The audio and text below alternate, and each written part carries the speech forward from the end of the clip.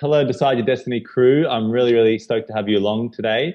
And we've got Steven Kuhn on the line, and we're just going to get stuck into some of his stories, learn about the problems that he overcame in his life to decide his destiny and really take charge of his life and be able to add value and influence people in his life. So, yeah, we'll get stuck right in. So, thank you, Steven.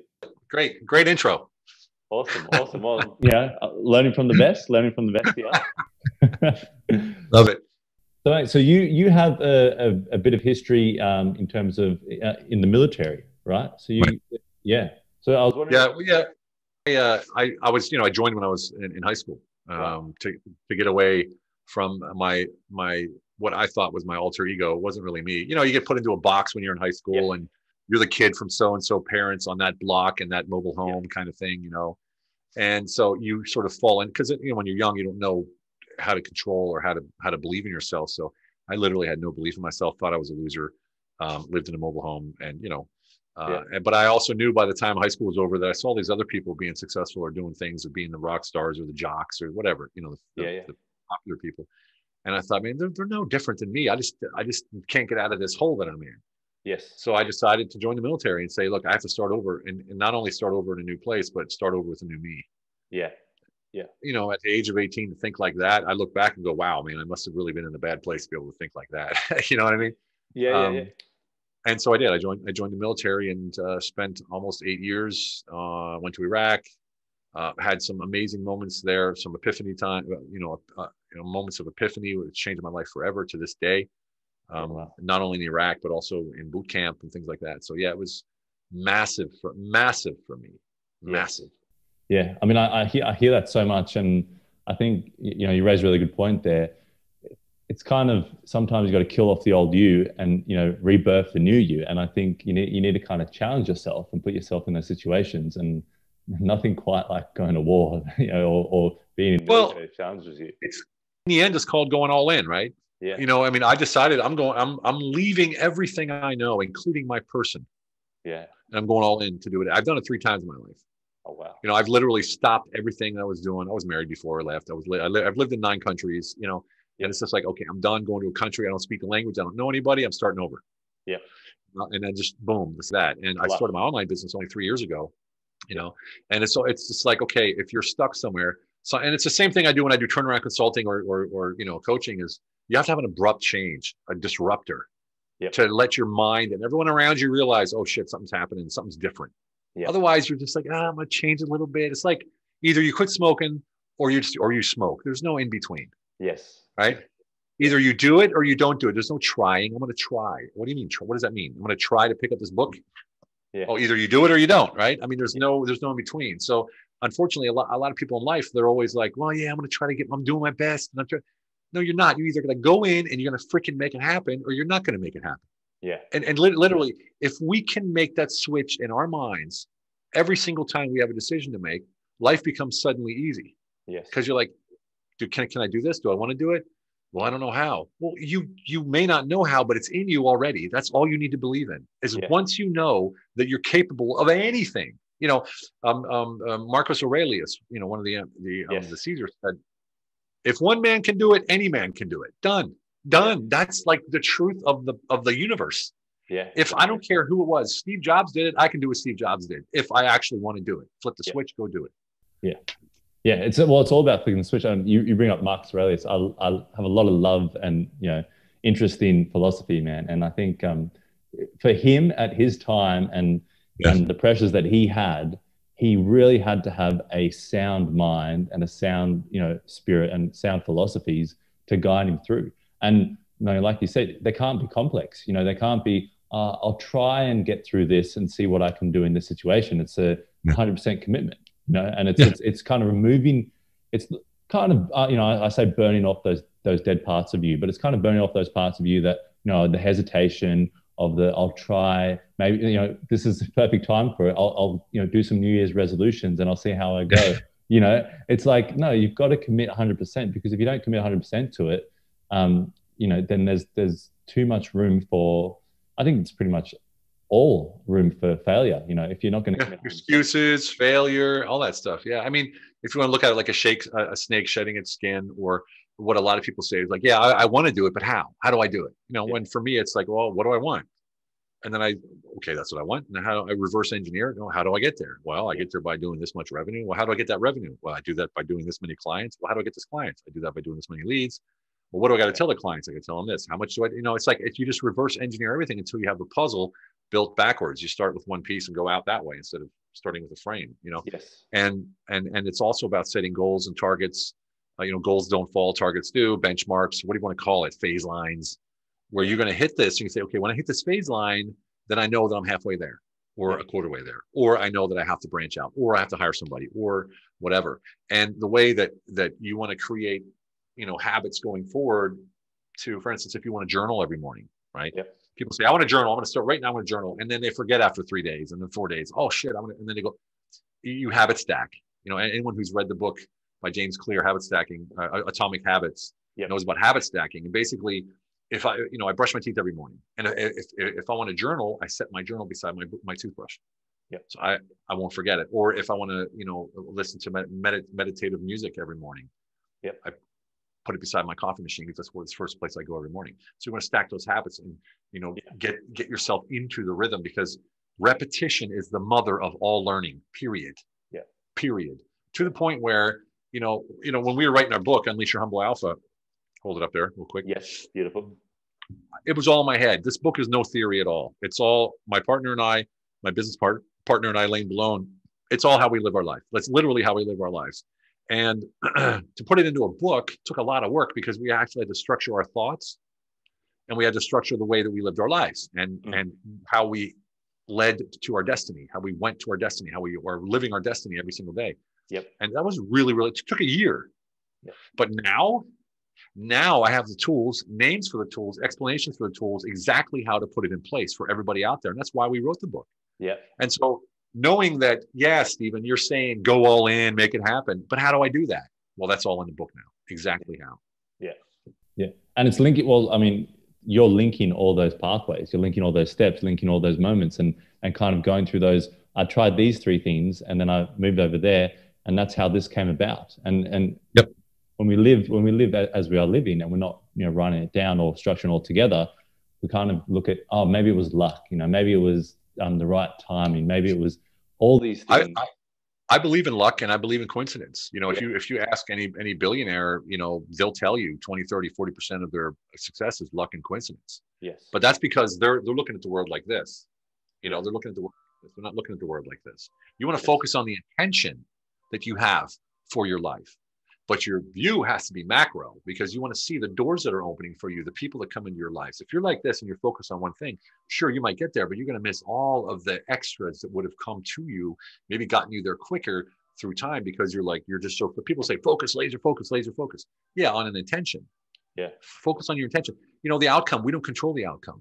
Yes. So why focus on trying to figure that out? Set a goal, go for it, drop it, let go of the how, focus on the intention, and the intention will get you there. Done. Yes. That's how it works.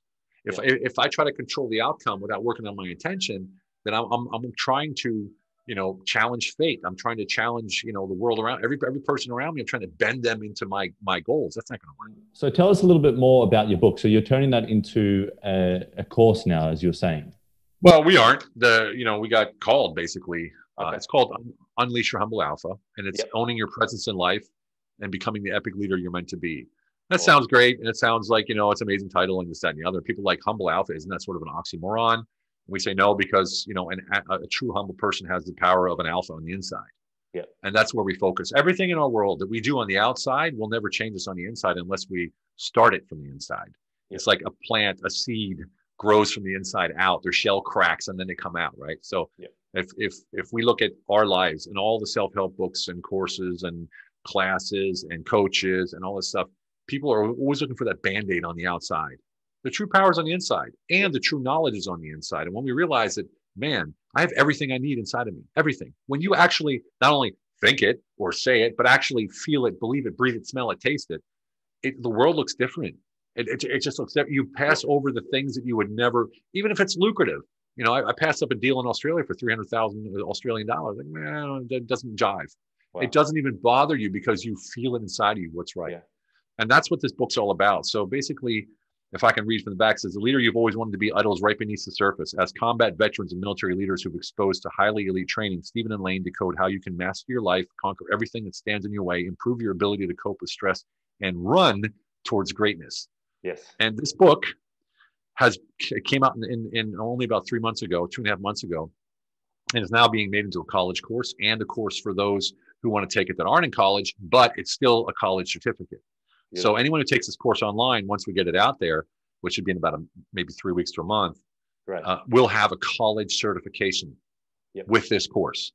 And that just blows us away. We weren't looking for that. It just came to us. Yeah. So, and that's how impactful truth is. Yeah. You know, and the funny thing about it is we have 5 principles in there. You know, the first one is HIT, honesty, integrity, and transparency. Some people call me the hit man still to this day. I've been teaching HIT for 15 years. HIT stands for, again, honesty, integrity, transparency. Honesty with yourself and why you do what you do. And the transparency is how you step into the world with that honesty, and it's your ongoing reputation. And of course, integrity is a byproduct. Every single relationship on the planet that's healthy is based on integrity.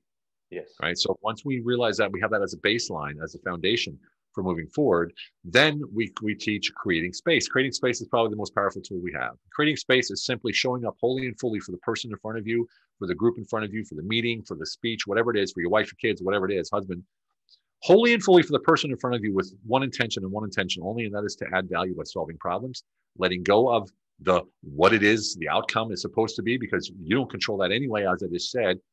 And we go in with no cookie cutter solutions, no preconceived notions, or nothing, sort of like we want out of it. We're going into it. We're focusing on the intention of creating value, adding value. What happens is it creates like a neutral space, sort of like we have right now. We're not nervous. We're not trying to figure out what am I going to ask next. None of that stuff. Yeah. And everyone sort of steps into this realm of greatness, and you come up with ideas and thoughts and things and solutions that you never would come up with on your own. Even me, every single time I do it, it's like, wow. So that's creating space. And we have investing in relational capital. And just like financial capital, you'll get a return, hopefully. But in relational capital, you always get a return. Yeah. And that's basically taking that a step further, going collaborations, helping them out, pushing them, giving solutions. And people say, I can't have solutions for everybody. Well, yeah, you don't have to, because you probably know somebody who does. Yeah. And that's what it's all about. Can I solve your problem for you? Yes, I can, through Joe. Joe will take care of you. Here's Joe, meet each other and off you go, kind of thing. Yeah. So that's investing in relational capital and building out and working. Then we have life enterprise, and life enterprise is the bomb. When you think of your life this way, it's going to change everything. So I always say, or we always say, we're the CEO of our own life enterprise. And just like the CEO of a business enterprise, you have a board of directors, which is your family, right? Yeah. And then, of course, and no matter how old you are, yes. and then, right? And then you have the stakeholders, and that's everybody in your life. So how does a CEO act towards and react towards stakeholders and board members? They got to be good, don't they? Otherwise, they don't have that job anymore. Yeah. So how do you act? You have to elevate them. You have to solve their problems. You have to leave them in a better place every time you meet them. Than every time you leave them, and then when you met them. So every time I meet somebody, whether it's the bag lady, the post, the delivery guy, they walk away with a smile. Yes. Right. And why do I do that? And it's not because I'm looking for a reaction. It's because I'm ensuring that my life enterprise is filled with positivity and solutions. Yeah. And so when people say, well, you can't be nice to everybody. Sure you can. Yeah. Sure you can. Just don't, you don't need to take anything personal. Well, stop looking at the outcome. Stop living with expectations. Yep. Every time you live from an expectation and you don't verbalize it. Yeah. Well, you have to verbalize it otherwise, right? So look, this is my expectation. Are you good with this? Yes. Are you sure? Yes. Okay, good. Now we can move forward. Otherwise, if you don't verbalize it, forget about it. Yeah. Exactly. Right. Yeah. And then, of course, the last concept we talk about is quality of life. In other words, QOL. That's the name of our company, QOL Enterprises. And quality is life. Quality of life means something different to everybody. Basically, it's you having more discretionary time to do what you want with who you want, when and where you want. Yeah. And so we go through this whole process in the book of getting that into your life and changing it forever to turn you into what we like to call the humble alpha. Incredible, man. And yeah, it seems like you're just going straight for it. And you're obviously relaying a lot of stories from your experiences in business, your experiences in military, your experiences throughout your life as you come about, because those stories really, that's what kind of hooks someone into, I guess, the message. Well, it carries it. It's like, you can eat milk and cereal separate, but it tastes better together. It's like you want, exactly. It's just different. So like I talk about how I got to work for Mick Jagger, or how I got to work for Olivia Newton-John, or Andrea Bocelli, or the European Parliament, the German Parliament, Yes. co-founder of a party, and just all kinds of. They're like, how you're just a soldier living in Hungary in the middle of nowhere. Yeah. How can you do all this stuff? It's like, because I wanted to. Yeah. Exactly. Oh, I was connected and I went to this Harvard and I met these. No, none of that. because I wanted to, because that's what I wanted to do. And so I did it, Yeah. And a lot of people say, well, you never made anything out of it. Like you could have stuck around with the Stones and had a career working for the Stones. Like, yeah, but then it would be one thing one of many things that I wanted to do. And it's not just a thing. And what did I make out of it? The first of many books. Yes. Right. Yeah. I love this is my third book, but this is the first book that actually has impact. And we're going to have Unleash Your Humble Alpha Parenting, Unleash Your Humble Alpha Veteran, Unleash Your Humble Alpha Entrepreneur. It's all coming out. It's all coming out. Yeah, and it needs to be specific for sure. Like it applies to different people in different ways, and that's when you see positive people and inspirational people, someone might really resonate with someone because of that person, and might resonate with someone else. And I think that's the important thing. You got to find those specific points where you can invoke and inspire. Exactly, and that comes through stories because the 5 principles will not change. They will stay the same in every single book.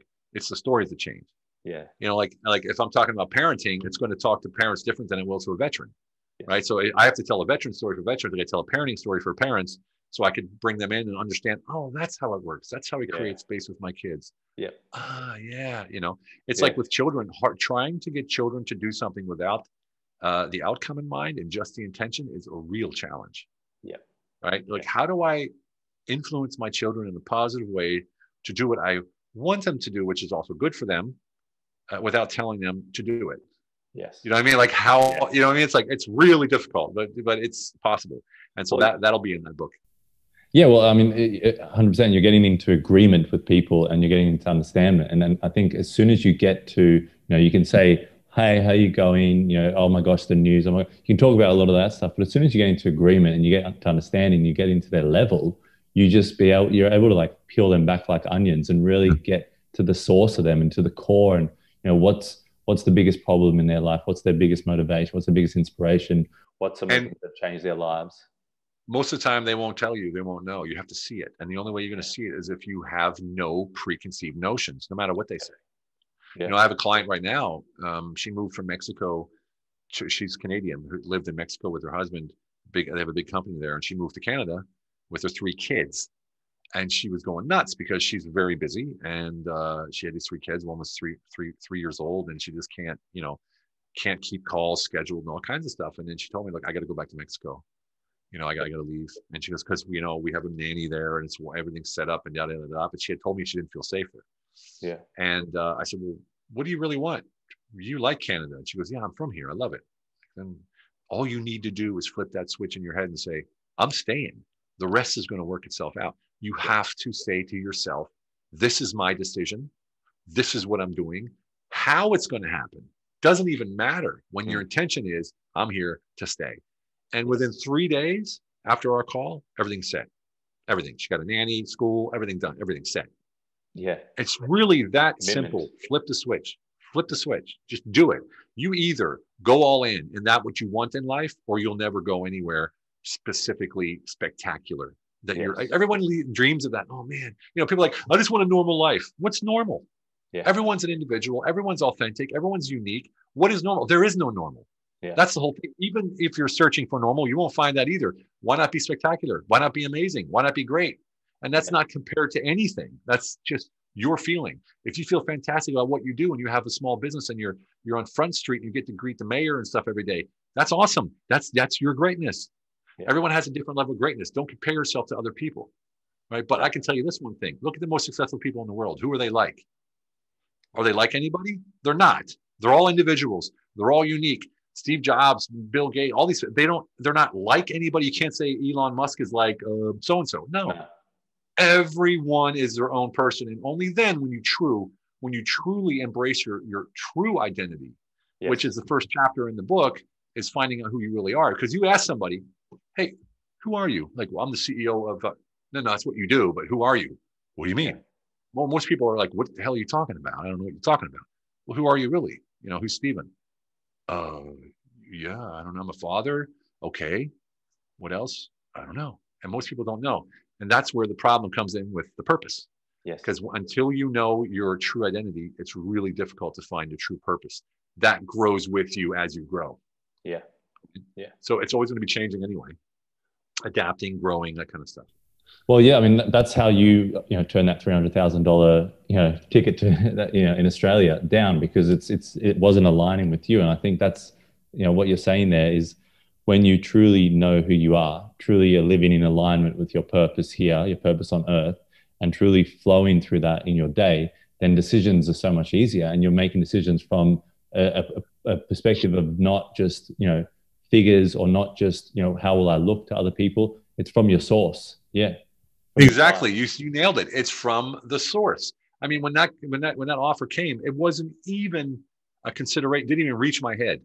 Yeah. Like, it's down here. Like, I felt it. No. Just like the way I came to Budapest. I had just spent 8 months in a monastery with the Benedictine monks. That was another time that I cut everything. Wow. I left society, left my house, left my car, left everything, and moved in with the monks. Yeah. It was only 8 months, but it was a long 8 months. And when I came out of there, I was in love with the universe and myself, and I just had an amazing time. Yeah. And I mean, I was homeless, but it was amazing, because I had friends and people that I knew, and I was homeless, but not like sleeping on the street. Yeah. I would sleep in my car or with friends or whatever. Yeah. And it was only a short time, and I got a call from the corporation where I used to work, which just ruined me. And they said, hey, we got a job for him. Like, look, I'm never working for you guys again. I was a European director of operations development, 3,500 employees, 87 locations. I was like, never again, ever. That gutted me. And I was 32 when I got that job. So thank God it happened early. And so they said, no, it's just a 3-month gig, and it's in Budapest. And something inside of me it turned that no into an immediate yes. And I said, Budapest? Okay, let's do it. 3 months, done. Yes. And so I came to Budapest, first day in Budapest, first day in the new business that I turn around businesses, right? So I turn them around, so make them more profitable. Yep. I showed up in the business, first day in the business, first day in Budapest. The first person I saw was a woman, and I said, "That's my new wife." I told him too. I'm like, "There's my new wife." He's like, wow. "Why do you know?" I said, "I don't know. I just feel it." And we're married to this day. That was 11 years ago. And we have 2 kids. Awesome, man. Awesome. Yeah, amazing. Yeah. You're following your heart. You're following you're following that feeling, and sometimes it doesn't always have to come down to logic or principles, or I said no, I said yes. It has to come down to what am I feeling? What am I flowing with?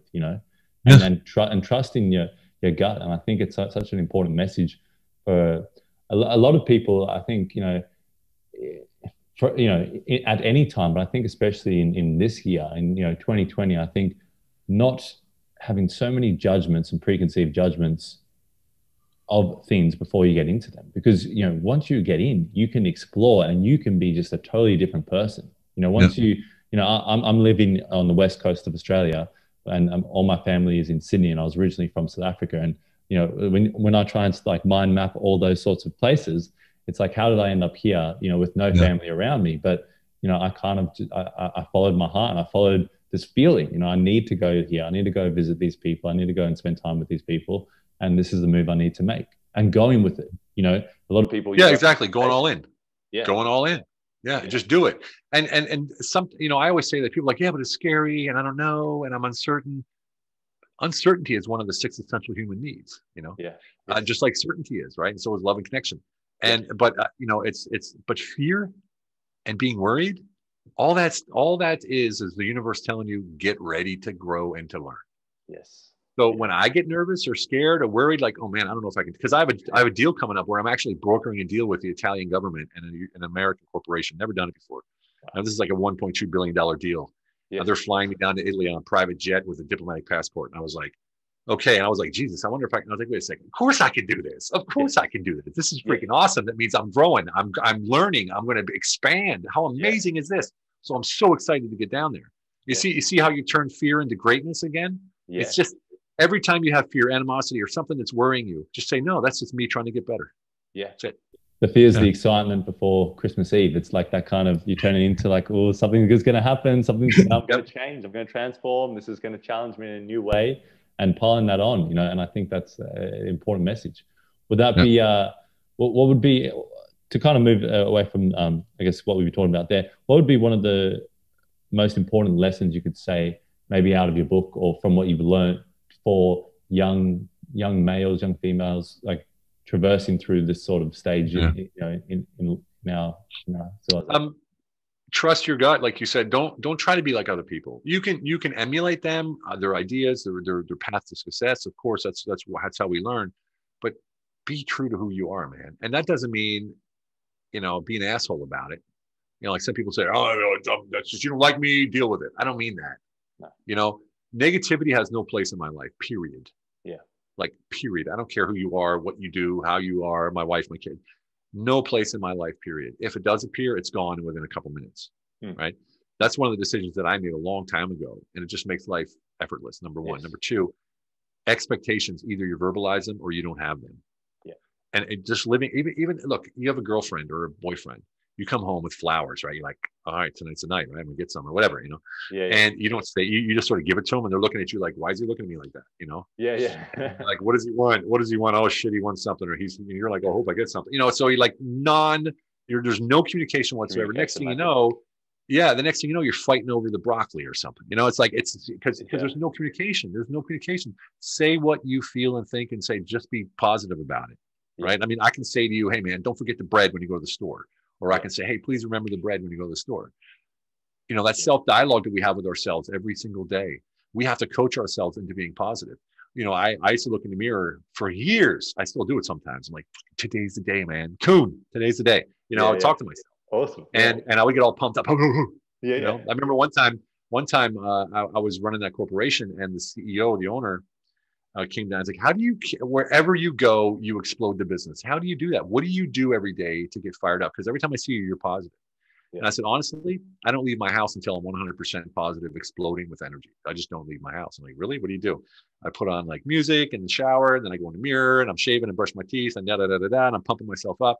And then I realize that every single day, every single minute, every single second is a moment that I can change everything with one decision. Yes. So if I wasn't successful yesterday, or I wasn't successful this morning, or I wasn't successful 5 minutes ago, knowing that it can happen at any second just keeps me driving on to be the best version of myself. Yeah. And that's the honest to God truth. And that's not just freaking dialogue. That's the honest to God truth. That's why people say, how can you never quit? No matter what you do, if it works out or not, you're never negative, and you never see it as a failure. Well, it's just a path. It's a journey, dude. That's what I'm on. Yeah. So, and I love that. No second is wasted. It's so true, because you could be in the middle of a cinema and you could be watching something, action going on, and you might have an idea, about something you want to, maybe a book you want to write, or a place you want to go, and that idea might spark you into, and so that's right. Every second is valuable. Every single. Don't brush anything off. Exactly. You nailed it there. And that's something that I should have said, is that don't ever brush any thoughts off as, being whatever. It's usually your intuition talking to you. Yeah. And once you train yourself to listen to your intuition, I mean, I used to drive around and just listen to my intuition. I turn left and I wouldn't even know where I'm going. I just turn left and I turn right and then I go straight. And I just practiced all the time. Or I'm walking down the street and I'll change sides for no reason. Or I'll go into a shop for no reason, even though I don't want anything, because my intuition's saying go in. And then you meet somebody or you see something, you're like, oh my God, yeah, That's and why. So when you train it that way.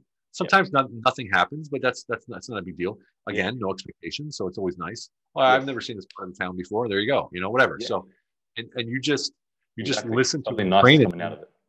Yeah, it's just always something positive, and even in life in general, I don't care what happens. And I mean, in bad, like I had a friend died last Saturday, and it was really tough for me. He had gone with us to Peru, and he became a blood brother. We work with plant medicine, so ayahuasca and San Pedro. We do it every year. I've been doing it for 16 years. Wow. And he passed, and I was like, man, this is horrible, but it brought us together, us guys together again. And we've now planned a new trip to Peru in March. And I don't give a shit if I have to book a private jet, I'm going, because this whole COVID thing, it just made us say, wait a second, why don't we just go instead of waiting for COVID or whatever? Why don't we just go? And we're like, yeah. So you see what I mean? Like his death sparked us to come together and make it happen. With the 3 days, we have the thing all set up in Peru. Yeah. So it's, amazing. There's always something positive. Yeah. Yeah. And I mean, I think that's, I look back at like a lot of philosophy and a lot of things, I guess, in our history. And I guess one of the thoughts to look at it is, it's kind of like, is it pushing you back into the cave? Because a lot of these fears, a lot of these mentality, a lot of, these reactions we have is because we were in a very dangerous world and we were, cavemen. And a lot of those things are still in our brain. It's still, you know, as we've advanced, primal, yeah. And you're looking at it and you're going, is this pushing me back into the cave? Is this pushing me back into, you know, there? Because I don't, you know, that's not the world anymore, you know. And if I'm going to achieve greatness, if I'm going to inspire people, if I'm going to impact people, if I'm going to change lives, I can't keep allowing myself to be pushed back into the cave. You know, someone tells you, I love that. yeah, you know, you don't want to be doing that. You know, you might kick up a bit of a storm. Whoever was, you know, not great, and you know, whoever's great and didn't kick up a storm, you know, it's yeah, exactly. Yeah. And it's how you do it too, you know. So it's all from within. I mean, if you know, if you try to do something on the outside to be, like you said, kick up a storm, but you're doing it intentionally on the outside, it's going to be different than if you do it from the inside. It'll read different. It'll hear different, listen different, smell different, taste it. It'll be different, and people will not see it as being authentic. Yeah. Right. So you know how it is. You know how it is when you're in the middle of something or you're doing something and you say, "Holy shit, I'm doing this," and it's effortless. Yeah. Effortless. When you want to, when you truly are aligned with what it is you're doing, it's not even an effort. You don't have to think about it. Then the other times, like, oh, I need to write something today, or I need to do this today. What am I going to do? Oh, let me think about that. You know, I do a daily video. I'm on episode 560 or something. Wow. And it's called the Daily Purge. And people say, why do you call it the Daily Purge? Because I'll go through my day, right? And I live in Europe, so most of my clients are in Australia and in America. Yep. And so I'll go through my day, and whatever happened in the day that was a peak of my interest, or I learned something, or something became clear to me, that's what I purge. Yeah. So I just turn on the camera and start talking. Like, I have no idea what I'm going to say. Yes. Like, I have to put a title there. So I'm like, sometimes the title doesn't match what I say, because I just literally create space and flow. Yes. And so that's how I create content. A lot of people want to create it consciously, which is fine.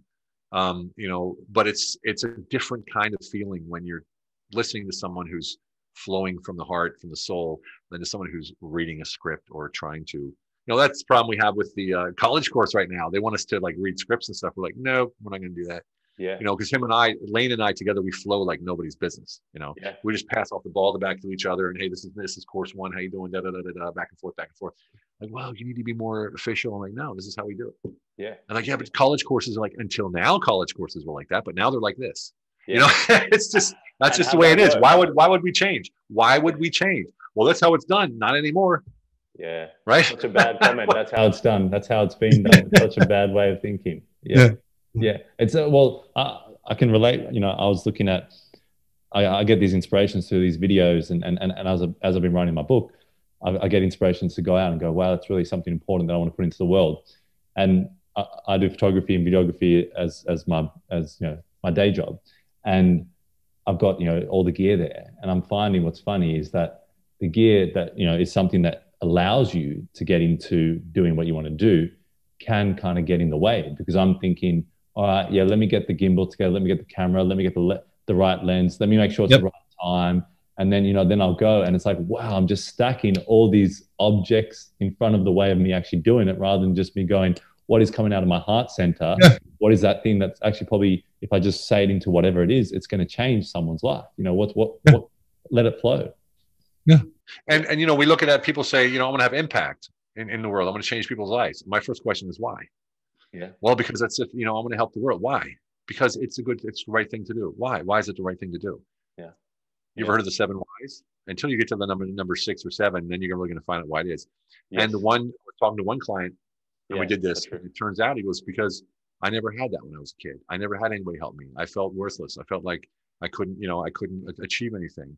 And I think that the more people that go out there and have impact in the world to show people that anything's possible, that it's the right thing to do. And I'm like, see, what's it mean to you now to have impact? Yeah. Did you even know that? And I'm like, no, I didn't know that. Yeah. You know, so like that 7 whys, I love that from Dean Graziosi. I love that 7 whys. Yeah, I hired a business coach this year, and just after I got made redundant, just after when COVID kind of hit in Australia, because I had a part-time job, and then you know, there was a month of no clients, and then, you know, I went hired a business coach and went all in, like you said, committed all in. What a time to spend a lot of money in terms of that, but I did it, and I went. And one of the things that he did was the whys, the questions. And I went, and it was kind of the realization, like, yeah, you don't ask these questions, but they get to your true purpose, because there's all this kind of rubble covering up the true core. And that core is the thing that's going to actually take action. Otherwise, you know, what's going to happen? You're going to be 70, you're going to be on your deathbed, and you're going to go, you know, like I had all these things that I wanted to do. And, you know, I've seen this last year, I was able to go and see my grandfather in Sydney. My grandparents were actually who raised me. And I was there with him. I was, you know, lying on the bed, lying on the floor with some pillows next to him because we brought him out of the hospital, put him in a hospital bed. And he was an architect. So he designed his house and he had this kind of view just off Cronulla. And he, you know, he wanted to kind of, you know, pass on there. And I think being with him, you know, at those last few days and chatting to him that, you know, all that time, realizing what it is to actually live a life and actually go, I'm ready to go. Like I've put it all in. I've committed all in. I've had a family. I've you know, been an architect. I've done my passions. I've traveled the world. You know, I'm ready to go. And I think it's really something that's grounding. I think it's definitely something when I was holding his hand up until he took his last breath. And it's definitely something that you get it. You know, I've had my own health issues and situations that have kind of shown death, the face of death to me. But to kind of see someone pass on, it really is a grounding experience. And I think watching that and go, wow, okay, what am I going to make of my life? You know, where's the core? I've been dealing with the rubble for so long and the rubble of, you know, everything, but let me go to those 7 whys. Let me get to the core, you know. Here's the question though, is a lot of people go through that situation, you know, keeping it present. Yeah. Always, every day. Yeah. That's the question. That's the challenge. That's the challenge. Yeah. We all have ups and downs, but let's keep it up. Yeah. Right. Exactly. Let's keep it up. And that's the attitude. Have it present in front of you. Yeah. Yeah. Changing the attitude. That's what I'm finding, just how simple, you know, you bring in, and my grandfather would always say, KISS, keep it simple, stupid. But you bring in all these things that you try and improve your life with. But just that attitude change, you know, when you get tired, or when you're like, oh, I'm tired, I'm working. So, but then you flip it and you go, wow, I'm actually tired because I'm putting all this effort in and look at me go. Like, this is pretty awesome, man. You know, and you change the attitude and then you got a boost of energy. Yeah, exactly. Yeah. I just walk outside and freeze my ass off for a couple of seconds and come back in. You know, it's like, that's how I do it. You know, I just walk out and like, man, look at where I live in the middle of nowhere, 2,000 people in a small village. No one knows who I am. I can just come and go as I please. It's really awesome. You know, it's like that. And people ask me all the time, like, how the heck can you live there after hanging out with, you know, world leaders and rock stars and megastars and stuff? I'm like, I love it. I was talking to a friend yesterday. He's 68 years old. We served in the Army together. And I told him that. I'm like, look, he said, aren't you bored? I said, no, I'm just loving it. You know, you know, the neighbors, they have no idea what I do because I never leave the house except for go to the gym, you know, like, you know, it's a small village. Everybody's talking like right now. I think I'm a money launderer or mafia or something. And I know it's hilarious. Yeah. And I said, no, I love it. He said, man, that's a sign of a mature person when they're really settled and where they are, no matter what. That's it. And I was like, oh, I guess so. Yeah. But it's funny how people see that, you know, he's much older than I am. He's not settled, you know, it's sort of like a little bit an envy, but like you said, you know, everyone has a moment, at least one in their life where they have that realization that, you know, when you're laying on your deathbed, it's not going to be the things you're not going to regret the things you did. It'll be the things you didn't do. Yeah, exactly. Right. That you can regret. So you spend more time with your kids, spend more time with, you know, with the loved ones and travel and whatever the things that you wanted to do. And I think I literally, you know, it's a little bit personal, but I'm 53, right? And my wife is 32 and my kids are 5 and 6. Yeah. So I know my train's coming before theirs, like earlier. Yeah. So every day I'm aware of that. Like in the beginning, it sort of bothered me. Like, why do I think about, you know, me being gone all the time, you know, like that. And then I realized, like you said, flipped it around. Like, it's awesome because I'm aware all the time. So I take a moment throughout the day, every single day of their lives to take them in my arms and tell them how much I love them and to tell them how much they mean to me every single day. And it's so conscious. It's so conscious in my mind. And it's not a negative thing anymore like it was before. Like, man, I'm thinking, you know, like, why do you keep thinking about death? Like, why do you think, you know? Exactly. Yeah. And I'm not thinking about that. I feel like it's the universe telling me, look, man, this is what it's about right here. Yeah. And that's when it was okay to come here into the small village and get this house and a nice yard and a pool for the wife and the kids and just live life for real and work 4 hours a day, 4 days a week.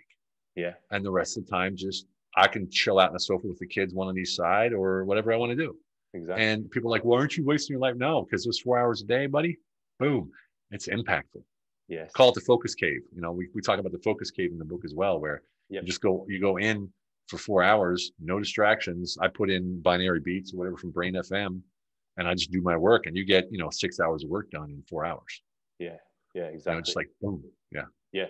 And you know, you've created an environment for yourself where you can decide your destiny, you know, for Yeah. sure. And I think, you know, that's a big part of it. And talking about that sort of realization, I've had a realization from a young age, which is probably a bit different, but because I went through and had a big surgery at age of 18, and then had to have a device put in, and kind of that sort of, you know, you're kind of thinking in a different way. And when you get into relationships, you know, and, you know, you have a girlfriend, you're kind of thinking, am I, you know, bringing this burden along? Am I bringing, and you kind of, you're dealing with a lot more things than, you know, than there. But I think Yeah. once you realize, well, you know, let me make the most of every heartbeat, you know, let me make the most Yeah. of every single moment that I've got here, because, you know, this gives me even more reason. It's like, in spite of, it gives you even more reason. And, Yeah. you know, when you mention Marcus Aurelius, I think one of his things was memento mori, you know, remember you will die. And it might be one of those taboo things that people don't like to talk about. But I think because of memento mori, you are a lot more present, and you are Yeah. taking control of your life. You're getting Yeah. involved in your life. You know, it's one of those. Yeah, it is. And it also decides, it also helps you decide how you're going to react. Yeah. You know, like if a kid is bad or doing something stupid or being a pain in the ass, is it really worth freaking out? Yeah. You know, is it really worth getting like really that mad at them? Yeah. You know, is it? No, it's not. And if it is, and if you feel like that, then it's your problem. It's not theirs. Yeah. You know what I mean? So it's like, I'm not saying I'm an angel father. Believe me, I'm not. But you know, I have my issues too from the war. I have PTSD and that kind of stuff. So you know, I cook off sometimes. You know, Yep. but you know, it allows you to go, okay, if this situation is getting me nerved right now, it's laying on me. So why should I even get mad at them? It's not their fault. They're just being kids. Yeah. Yeah. And so I mean, talking about challenges, have kids. Yeah. You know, as far as you know, being in retrospective with yourself and Yeah. and finding out who you really are, the kids bring out the best and the worst sometimes. Yes. You know, because you're frustrated about something, or maybe it's an underlying frustration that you haven't noticed, and then they bring it out because they're doing whatever, or they Yeah. you know, they peed on the carpet or whatever. You know, I mean, it's like you know, Yeah. whatever they did. You know, he's like, what the hell? Where'd that come from? And they teach you. Yeah. Yeah. Yeah. I think I had a younger brother about 8 years younger than me, and I remember losing him at Bondi Beach in Sydney, and like he just went off, and me and my mother were there, and just that feeling, that feeling, and I just remember there's nothing like that sort of gut wrenching feeling of just looking for this, you know, my younger brother, and who, you know, I kind of, you know, helped change his nappy, and when he was teething, gave, you know, and I was a little bit more involved, you know, single mother, was a little bit more involved with his life, but just having that gut wrenching feeling of, this is your responsibility, and Yeah. where is it, and then finding him, and his just face like looking up in wonderment, and seeing our faces of just terror, like, you know. Yeah. So I think those, getting involved in life, it teaches you a lot of different things, you know, and it allows you to experience a lot of life, and that's definitely something I would say to someone: get involved. Brings it all to the surface. It brings it all to the surface. Yeah. And be okay with the ups and downs. Be okay with the moment that you had that was a bit, oh, you know, I was stressed with these 5 things, and that's why I kind of went off. You know, that's all right. That's all a part of life. That's all. You know. Well, it's a lesson too. I mean, right? It's always a lesson. So you know, the point is to get better every day. Yes, exactly. You know? And whatever better means, you know, it means a lot of things. So exactly. Yeah. No, awesome. Well, I really appreciate having you on, Steven. Thank you for sharing some, you know, some heart to heart. You know, what a great conversation, man. What a really nice, I feel really at peace right now. Thank you so much. It was a great conversation, really was. Yeah. And that's the thing. I think, you know, you can get to places with people all around the world because your heart beats in a similar tune, you know, similar rhythm. You know, the things that we're not talking about, certain things that might be going on in the world or in the media and the news, and getting out of rhythm, freaking out. External. It's all external. It's all external. It's distraction. Yeah, it's distraction. And we're not in that reactive place. We're not reactive. We're getting involved in life and seeing what can we create, that creative space. Exactly. Yeah. Like I always say, you know, leaders, and I don't mean leaders of industry. I mean leaders who lead themselves. They don't compete; they create. Right? Same thing. Yeah. Exactly. Well, man, show us your book again, because I've got to have a little look at the book and a little plug. Beautiful. Unleash Your Humble Alpha. Unleash Your Humble Alpha. Own your presence in life. Yep. Exactly. Brilliant. I'll put a little link down below so people can check it out. Awesome. It's on Amazon, and it's on Audible and Kindle. So we're pretty pumped that it's on Audible. Audible took 3 months to get out, but it's finally out. So we're pretty pumped about that. Yeah. I remember back, when you were published, I was published, my first book was 2003. It was like, oh my God, I got a book. And then it was like, oh, it's on Kindle. Now it's like, oh my God, it's on Audible. It's always getting that higher, more digital or whatever. Yeah. It's funny. Yeah. Exactly. How can we ingrain it as well? But yeah, definitely. I know from the Audible. Yeah, so it's like, I mean, I have friends or people that I coach that are now coaches. They literally read the book and listen at the same time.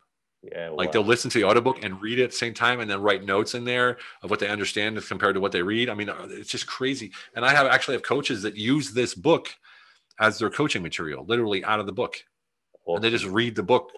Yeah. It's like crazy. However they use it. Love it. Yeah, exactly. It's up to them. No, it's brilliant. Well, definitely be keen to have you on again down the track and dive in a little bit deeper, mate. And thank you again, and I appreciate it. And I hope everyone got a lot of content from this. And namaste. And namaste, Kyle. Namaste, and we'll speak soon. Awesome. Thank you, brother. Cheers.